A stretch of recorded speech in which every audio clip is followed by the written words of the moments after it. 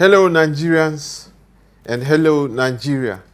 It's that time again of True Nigerians, Heroes of Our Time, a program where we bring to you Nigerians that are worth emulating, Nigerians that are role models, Nigerians that have done us well in the Federal Republic of Nigeria. Today, my guest, I wouldn't want to go through his profile because it's so much. If I go there, we may not start this program. For the first time on True Nigerians, Heroes of Our Time, I have the founder and the chairman of Engr Nigerian Limited, Engineer Dr. Sylvanus Ghasarah. Thank you so much for your time, sir. Thank you, Zaki. Thank you so much for having me at last. I'm happy to meet you too. I know about you many years ago as a musician. Thank you, sir. In Kaduna with the Torchlight. Yes, and the Torchlight is still here. You've evolved from there to something else. Yes, so that's very good. Thank you, sir. I'm happy to meet you. I'm pleased to meet you. Thank you, sir. I'm even happier that you are my fan. You've been following. I'm still singing. Oh, really? Yes, I'm still singing, sir. Good. Definitely. I'm still singing. Yeah. Thank you so much, sir, for your time. Okay, we have a traditional question. Our traditional question is, what is your own personal definition of a true Nigerian? Who is a true Nigerian to you? Well, to me, a true Nigerian is someone that loves Nigeria, basic. And I say lives according to the ethics of the ideal Nigeria.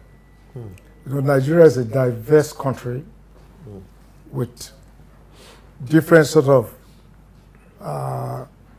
tribes, different religions and things like that. So a true Nigerian does not box himself in a corner of his tribe. They say religion is the opium of the masses. A true Nigerian lives over and above that.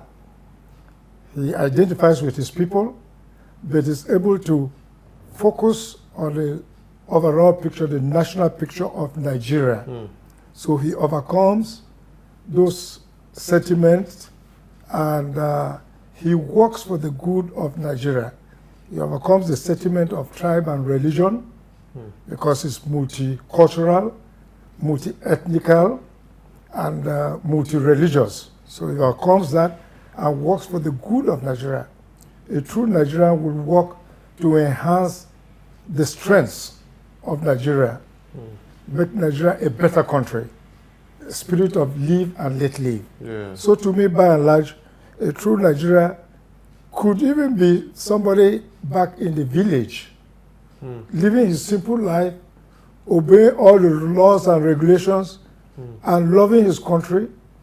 But when you find somebody with that sort of character in government, he does a wonderful job because it's like something natural in him, but is given an opportunity to express himself. So that's my understanding of a true Nigerian. That's a perfect answer, sir. Your organization, Engr Nigerian Limited, your NGO, we're going to talk about a lot of things, but let us know a bit what is the purpose, the aim of your organization, what you do. Okay, basically, like you said, I'm Sylvanus Ghasarah. I went to my primary school at St. Anne's Adipo. From there to my secondary school at Mount St. Michael's Aliede. I finished secondary school in '67. And I would say destiny shifted me from there to School of Mines, Jos. Because then in '67, the Civil War has just started. And the technical people on the mines field were mostly from the southeast, from the Igbo origin, and they had left. So School of Mines, they were looking for people with a strong bias in sciences so that they can give them quick training to fill the gap. So I was lucky. I went to School of Mines, and I finished '70. I worked in the Jos Plateau for 7 years. Then I joined the explosive industry. The first person that started explosives in Nigeria is called Chief Ashamu. He was staying in Isolo, Okeafa. Wow. So we worked with him. From there, I went to UK later. I joined the company ICI. Then, after working in UK briefly, they posted me to their counterpart in Nigeria called Chemical Allied Products. If you saw Chemical Allied Products, they put ICI Associate. They were an associate company of ICI. In those days, ICI was one of like the big 30 companies, one of them in the world. Had branches all over Africa, all over the, wherever UK, the British Empire had association. They had branches in Ghana, all over. So why UK at that time? Was it that it's only in UK you could acquire those knowledge, and was it on scholarship? Yes, it was on scholarship. Then once you are clever, once you pass your exams and you are clever, you had no problem with scholarship. And incidentally, at that time, just before then, they were shifting. There was a shift towards sciences.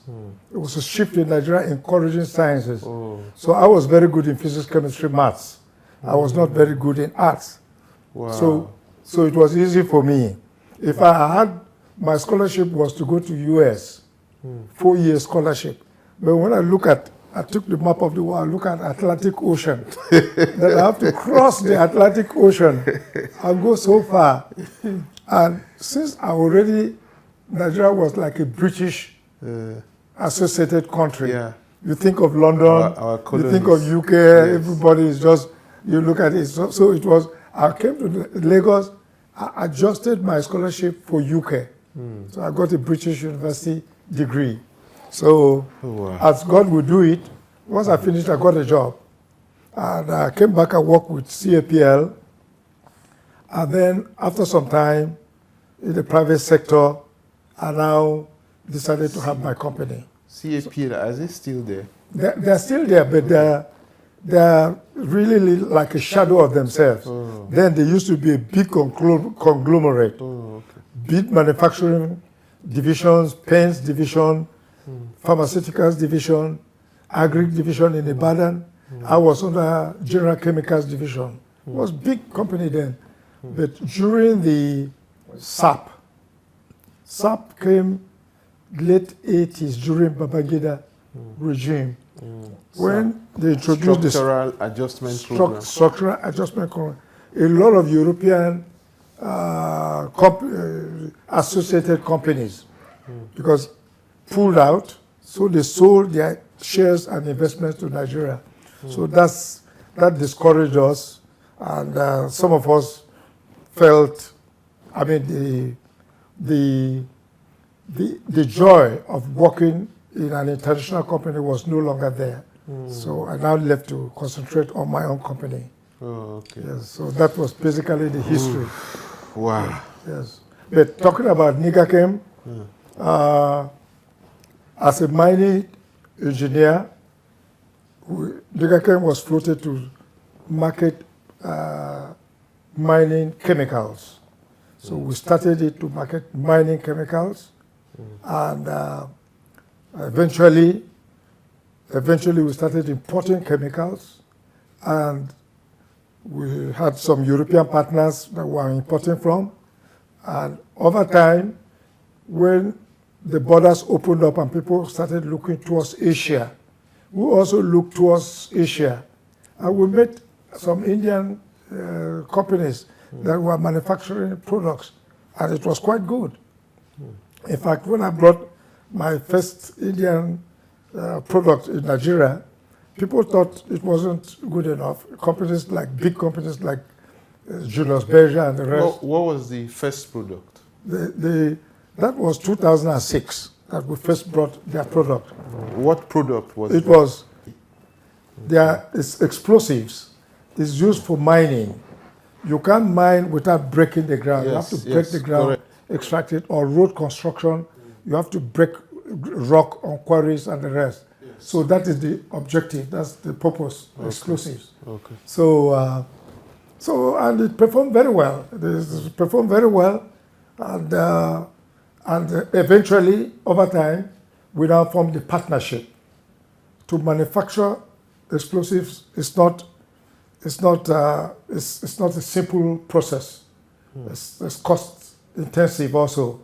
So we had a partnership. And dangerous. Yes. Well, yes. So we had a partnership with them. We were Nigachem Nigeria Limited. They are Solar Indian Limited. So we formed Solar Nigachem. Okay. So even though you know us in the past as Nigachem, we are now Solar Nigachem Limited. So we have 100 hectares of land in Abeokuta, and we're manufacturing with a staff strength of about 480 people. So wow. Yeah, we're doing quite well. Wow. Yeah. I hope you don't mind my asking too many questions. You're free. That's why we're here. I'm just wondering how you got the name Nigachem. Yes. Nigachem. Yes.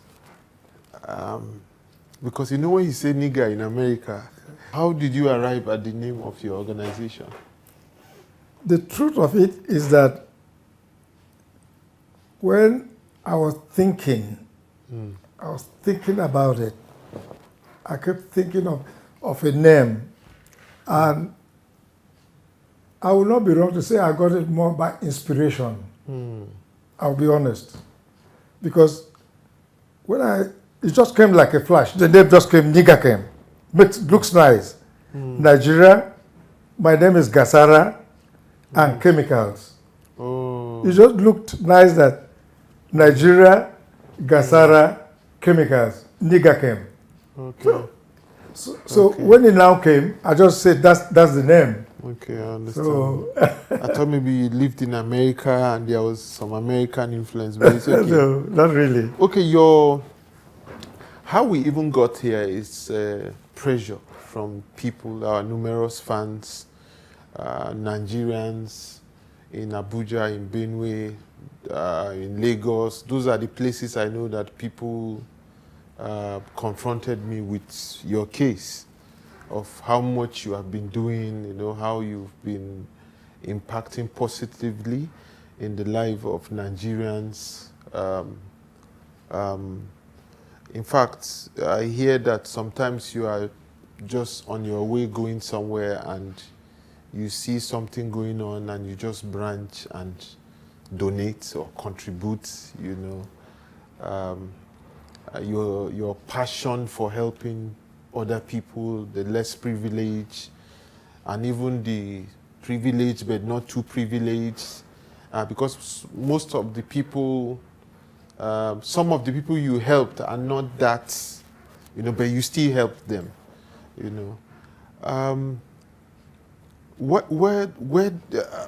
I'm just wondering, where did that passion come from? Was it born out of experience, or what is your interest in helping the less privileged? I think why are you passionate about helping the less privileged? I think it's an A and B section, A and B question. The A part, the first part is one has to have a giving spirit. You can be born with a giving spirit, and you can be born with not too generous. People are born differently. And I think I was born with a giving spirit, because even in our secondary school days, if your last cup of gari, you still want to share with somebody who is close to you. So with that as background, when God starts blessing you, you start thinking of also blessing other people. The second bit, you will notice a lot of organizations, when they start doing well, they start reaching out and starting from maybe your corporate social responsibility.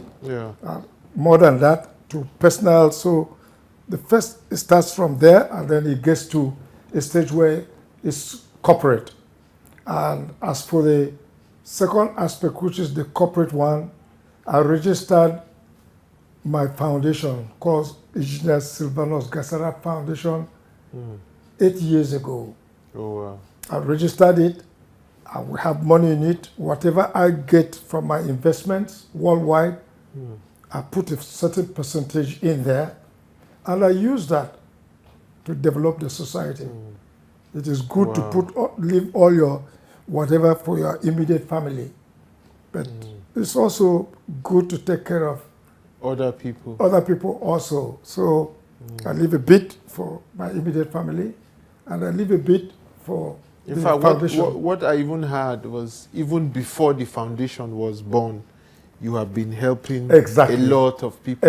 Before you now decided to. Exactly. That's what I've said. That if you are born with a giving spirit, even from time immemorial, you start playing your little role in your society, helping. And then when it gets to a stage that your business is doing it, you formalize that by having the foundation. And in our foundation, as at today, we have like 5 branches. We have the scholarship scheme. We have the football. I have Kwande Nigakem. In my local government is Kwande. So the football team, I have a football team there, which we call it Kwande Solar Nigakem football team. And we've been maintaining that team since 2011. Wow. We've been maintaining so 14 years running. Every month we send them something. We keep a team of 30 people, and they're doing well. And apart from entertaining, that would also occupy the youths. Exactly. Understand? So and we have distract that. them from. That's the second segment of it. Then the third one is I decided to take care of childless elderly people. Childless.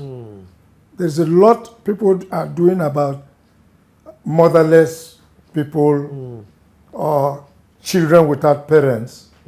But in Africa, people invest on their children. People who have children invest on them so that the children will take care of them. Yeah. How about people who don't have children at all and they're getting old? So I thought about it, and I said, that is where I'll put my investment. And I've invested. I started the childless about 3 years ago. And in Adikpo now, I was born at Shangavia. Shangavia, we have about 100 people we're taking care of. In Adikpo itself, where I live, where I belong, we have 180 people. So all in all, we're taking care of 280 people that don't have children on a monthly basis. Give them a small stipend, and they manage themselves. That is the third one. Last year, I looked at Benue and I said, everybody is drifting towards politics, but we don't have too many business people. You see honorable when it's time, everybody is honorable, but you don't see business people. There are some, but not many. So I decided to make a concerted effort to develop business people. So last year, we released the first scheme. We gave soft loans to 91 people. It costed us about 160 million. And the whole idea is not just the soft loan, but to manage them, let them know that you have to be disciplined. When you take a loan, you'll be disciplined, manage it, and pay back. So when we train them to that level, we'll hook them to a bank. Even Dangote borrows. Even Solar Nigga can borrow. Everybody borrows because you have projects. But the problem people have is that they don't have capital and they don't know how to manage capital. So we're training them. They take loan, we manage them, and they are paying back. And so far it's quite good. Results so far is quite good. We're getting about 75-80% recovery. We make some losses, but for what we want to achieve, making some losses will be justified. If we can achieve that, I believe if we run that 5 years, we should be able to develop at least 100 millionaires from around that Kwade area, and from there we want to expand. So that other was local governments. Yes, we want to expand out of there. That's what I Wow. look to doing. And then, of course, the last one is the fact that, like you said, you meet an emergency situation, you tackle that. Whatever you meet and your funds can manage, there's some things you meet your funds can't manage. That's true. But what you meet and you think you can manage, you manage it. So I'm really happy to hear that, because I also, coming from Benue, have seen that there's too much concentration on politics and political affairs. Exactly. Everybody thinks that the only way forward in Benue is politics. Yes. Get into politics, that's the only way you can make money. Meanwhile, there are a lot of other businesses that can, you know. yes. So I'm very happy with Yes. that particular Yes. project Yes. you are doing, sir. Nigerian mineral resources and mining activities as the source of insecurity in Nigeria. You understand? How can we checkmate that? How can we properly protect the resources that comes from mining? Yeah. How can we channel it properly to our GDP? And how can we also discourage foreign interventions? Because it is obvious to us now that foreigners have a hand in why we have so much insecurity in Nigeria, and their interest is the mineral resources. Yeah, basically, it's a pity that what is supposed to be a blessing to us is turning out to be like a curse, because countries with mineral resources, they use it positively to develop their economy. In fact, the whole Europe developed initially from mining industry. A lot of them coal, one mineral or the other, before building their industries. And now they are dependent on their industries.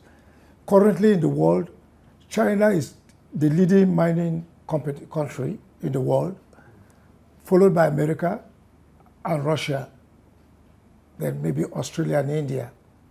And even in Africa, South Africa, Ghana, mining is contributing positively to their GDP. So mining ought to have been a plus for us. Exactly. Something we should use positively.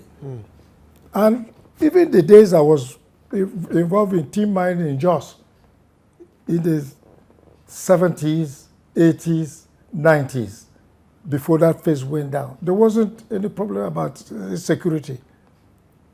You know, all of this came up only recently, the last, I would say, 10 years.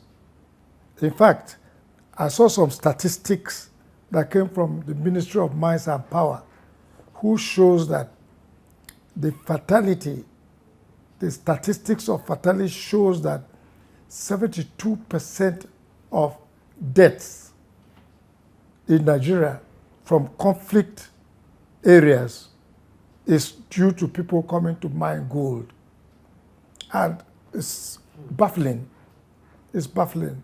I'm very associated with the Ministry of Mines, Ministry of Solid Minerals, because that's the people overseeing us. So we know them.